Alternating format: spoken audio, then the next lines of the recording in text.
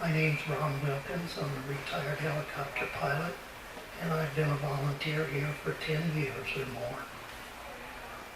Judy and Steph have been after me to talk about helicopters, and they gave me all kinds of ideas to talk about, but I can't remember. So anyway, I guess I'll just try and tell you how I got into flying helicopters and the early days of my flight career. I started at Long Beach, California, flying a Bell 47 D1, had a 178 horse Franklin engine in it. And my flight instructor was an ex-Marine helicopter instructor. He was something else. Anyway, when I signed up, they gave me a flight manual for the 47 D1. And on the top of it, he had a sticky note that said, "Remember, a helicopter is nothing but a bunch of moving parts flying in close formation." So anyway, we started out learning how to hover, which was a real experience, moving those controls. In the flight manual, there was 3 short paragraphs that give you very simple terms on how to operate the flight controls. On your left-hand side, you had a handle, went up and down. It was called the collective. If you pulled it up, you went up. If you pushed it down, you went down. And on that handle, you had a twist grip throttle. If you moved it to the left, you increased the engine RPM. If you moved it to the right, you decreased that RPM. That became the power handle. Then in the front of the pilot, you had a cyclic stick. If you pushed the stick forward, you went forward. If you pulled the stick back, you went back. If you pulled the left, you went left. And right, you went right. Then in front of that, you had your rudder pedals. They controlled the pitch on the tail rotor, which is an anti-torque rotor. But also, it keeps the helicopter pointed where you want it to be pointed. You could have it point right ahead, move the cyclic stick right, and you would fly to the right, but you would be flying sideways. So anyway, that's an oversimplistic thing, and the amazing thing is all of those controls had to be coordinated very close. And it took a very, very small amount of movement to get a big reaction. And so in the coordination exercises, we had a big grassy field in Long Beach. And there was rabbits in that field. So our flight instructor, he would pick out a rabbit, and your job was to herd that rabbit. You had to make him go where you wanted him to go. And let me tell you, those rabbits can turn some really sharp corners. So a lot of them got away from me, but eventually I got them to hold still. After you get them about so tired, they quit running, and you could just go right up to them. So anyway, we got by that phase of my flight. Then I was ready for my solo cross country, which was going to be on a July warm day in Southern California. We took the doors off of the 47 D1, and the flight instructor told me the route. He said, "You're going to go to San Diego." He said, "Just remember, the ocean's on your right, the highway's on the left, you cannot get lost." So away I went. What a day, what an experience. First time going by yourself cross country. I flew really low, got to watch some swimming pools and wave at people, had a good time. Got to San Diego and went up to the gas pumps to get some fuel and to get my logbook signed to prove that I had made it there. And I shut down and I went to undo my seatbelt. I didn't have one. Where in tarnation did that go? I panicked. I had sat on it all the way, never fastened it. So that was a learning experience. And as you are well aware, in my 35 years of flying helicopters, I had a lot of those learning experiences. And a lot of them I don't ever want to have again. There was one in particular that I remember, and I was spraying this wheat field, and it had willow trees along two sides of it. So it was customary we left a swath along any crop that was susceptible to the chemicals we were dispensing. So I sprayed the field, left the swath with. A few days later, I was at the office, and this old farmer came in, and he was hot under the collar. Demanded who sprayed that field, and I had to fess up. So I said, "What's your problem?" He said, "You didn't kill the weeds." I says, "But they were under those hanging limbs off of those cottonwood trees." And I said, "I left them because cottonwood trees really don't like what I'm dispensing." So he informed me that I would go spray them and kill those weeds, or he would not spray his bill. And I said, "But it'll kill those trees." He said, "I raise wheat, not cottonwood trees." So there went the challenge carpet right out in front of me. Man, I was young. I couldn't resist that challenge. So I loaded up and went out in the field and sprayed that. And I had just enough room under the overhanging branches to tuck the helicopter underneath and spray down through there. Well, lo and behold, about halfway down the field, out jumped this big old dead cottonwood branch hanging down in front of me. And I'll tell you what, it was just the blink of an eye, and I had lots of wood chips around there. So, anyway, it didn't affect the flying of the helicopter, so I finished spraying. Went on my way. And a couple of weeks later, I went by the field, and sure enough, that whole line of cottonwood trees had no leaves left on them. So, and the farmer, but there was no weeds either underneath them. I made sure of that. And the farmer, he paid his bill, went on his way, and I didn't have any more comments about that. And to do the ag spraying, it was quite a thrill doing those ag terms the way we did them. You would go down the field, you're calibrated for 60 miles an hour. And when you get to the end of the field, you pulled up just almost in a vertical climb. When the airspeed bled off, you kicked the rudder, turned it around, and dove back in on the field, only just over one swath. So you were going 60 miles an hour this way, and a few seconds later, you're going 60 miles in that way. You go up, down, and then you get in a rhythm of that. So you go like this, one end of the field, the other end of the field. Climb, dive, climb, dive. So anyway, we did a lot of that. Then there was a lot of fun times of flying people, interesting people. I've had the chance to fly governors, congressmen, senators, movie stars, even got to do some movie filming, had photographs of. But the most fun one was the movie out of Baker, Oregon, on the edge of the Eagle Cap Wilderness. And that was Paint Your Wagon, put on by Paramount Pictures. Clint Eastwood, Lee Marvin, Gene Seberg were the stars. I worked on that for over 4 months, and I was a personal taxi cab for Clint Eastwood, Gene Seberg, and any of the other dignitaries that went back and forth.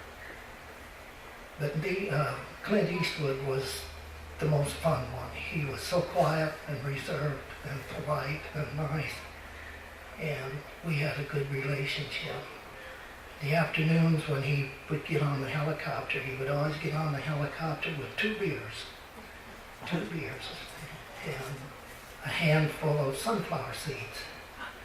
And he lived in a house on the north edge, just out of town, north of Baker, Oregon.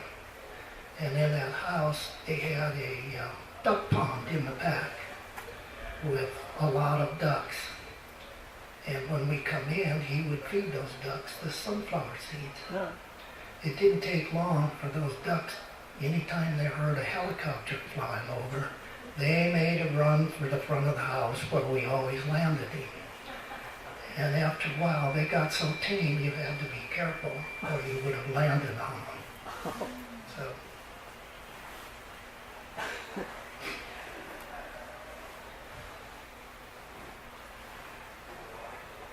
And as I got more involved in the helicopter industry, I started collecting models, which was very hard to come by. And there was three people that was very instrumental to me in starting my collection. One of them was a Mr. Ned Gilliam. He was a senior test pilot, production test pilot for Bell Helicopters. He was a helicopter historian and a model collector. Then there was Jeff Evans. He was a professional photographer and a helicopter historian and a model collector. And the third one was Bob Petit. He was a professional writer, and he worked for the Canadian Forestry Department in the Air Operations Department. And he wrote a lot of his helicopter history articles for Aviation magazine. So I got very well acquainted with them over the years. And they wrote this book up here. It was the most fantastic book on the Bell Model 47s that I've ever seen. It's over 400 pages, and there's hundreds of photographs in there with dimensions, schematics, and all of the written information on what the differences was between each model of the Bell 47. So they did that. And then we traded, bought, sold, traded, bartered, repaired helicopters, and we had a group in various places throughout the United States. So that went on for years until I managed to get about 500 models. But I didn't have any place for them at home. We didn't have space, so when I ran out of shelf space, they got packed in boxes, and that's where they stayed until we moved in 2000. And I ended up having my own room then. And so any spot on that wall that had room for a shelf had a shelf. And it was full of helicopters.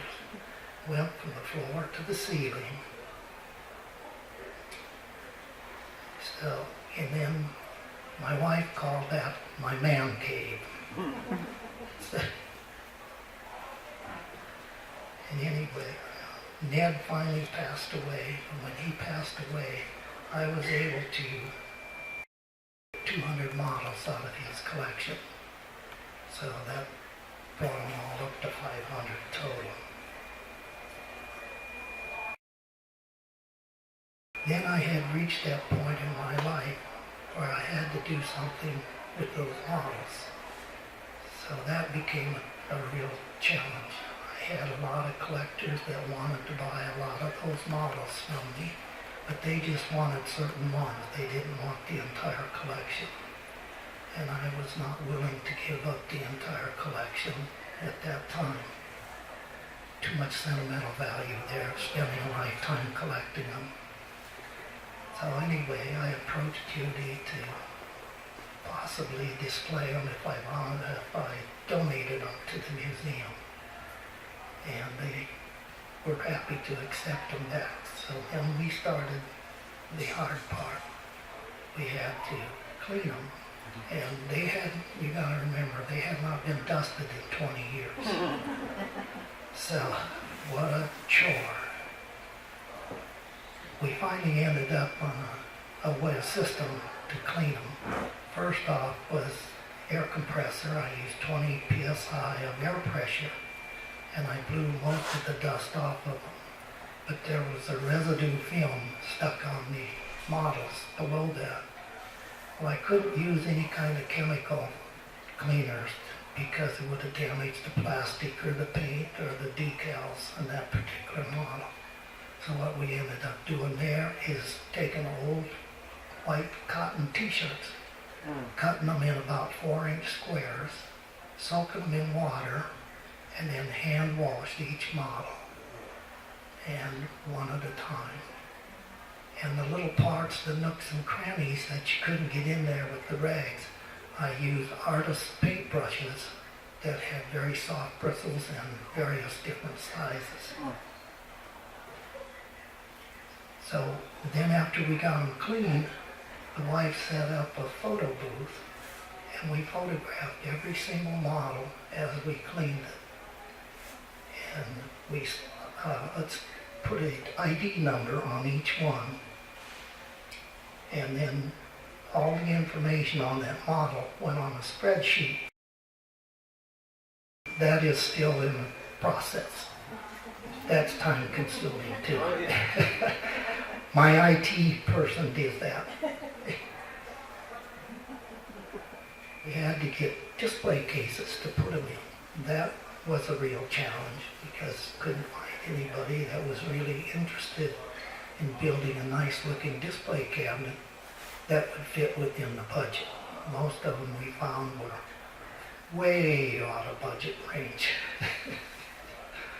So anyway, we found a retired couple that did fantastic cabinetry work, and they built the cabinets out there, which you can see in the collection. That's where the cabinets came from. And Hood River Glass put all the shelves and the glass doors on them. So then, once we got them cleaned, then the process was had to get them out here. So I got 2 big cardboard boxes, and we put about 10, 12 inches of styrofoam chips in the bottom of those boxes. And then I could just set the model on those chips and drive them out here, and then haul them in the museum's little wagons. I put the models on there and haul them over to the cases and install them there. So we finally got them, and that took us several months because we could only move about 6, 7 models at a time. So that was a long, drawn-out process. Now we have them all in there, and a lot of those models, the companies that built them have long since gone out of business. So the value of them is quite high. There's a lot of models in that section that if you put them on eBay, they'd run $500 to $1,000 per model. And then there's another class of them that would run somewhere between $300 and $600. So they were pretty expensive models. There's a couple that are really kind of special to me out there. There's one of a 47D. That Bell did a publicity thing. The Bell helicopter originally started in Buffalo, New York. And then they moved the plant to Hurst, Texas, which is about halfway between Dallas and Fort Worth. But they put 4 gas tanks on that D1, and they flew it nonstop from Hurst to Buffalo to a promotional thing. And there's a model out there with the 4 gas tanks on it. Oh. And then there's another one that is quite different. I'm sure most of you have heard of Bill Lear and the executive Learjet that they produced for. Well, he made an attempt at entering the helicopter market at one time. And so at the convention, he brought a mock-up that they had built. He was testing the waters to see what kind of reaction John Q. Public gave him. And apparently it wasn't enough because they never went into any kind of production. But there was a couple, 3 models of it made, and one of them is out here in that collection. So, and then there's a lot of other models down in there, BT, vertical takeoff and landing type, that were just never got any farther than the drawing board. But we have models of them out there. And there's one model manufacturer left that is really high quality models, and that's an Italian company called Piazzi, and they make really nice models. And that one, the fellow that started it, he ended up passing away, and his son took over, so they're still in business. But most of the rest of the companies, there was Topping, Precise, Roland, R.L. Brown, Micro West, and a few others that are no longer in business. So, and there are a few other model makers now, but they are made in the Philippines or in that area. So that pretty much covers those models. I did have a real pleasant surprise last summer. I had a friend of mine call me up and say he had some tail rotor blades. He wanted to know if I'd be interested in them. And I said, what are they? I haven't heard of wood tail rotor blades. He said, I think they're off of a Sikorsky S51. And I said, well, sure, I'm interested. So he brought them up. And I started researching and went through the Sikorsky archives and other sites on the internet. And yes, there was wooden tail rotor blades on the S51. They were on there in 1945. And they were only on for a couple or 3 years. So I have some antique tail rotor blades off a Sikorsky S51.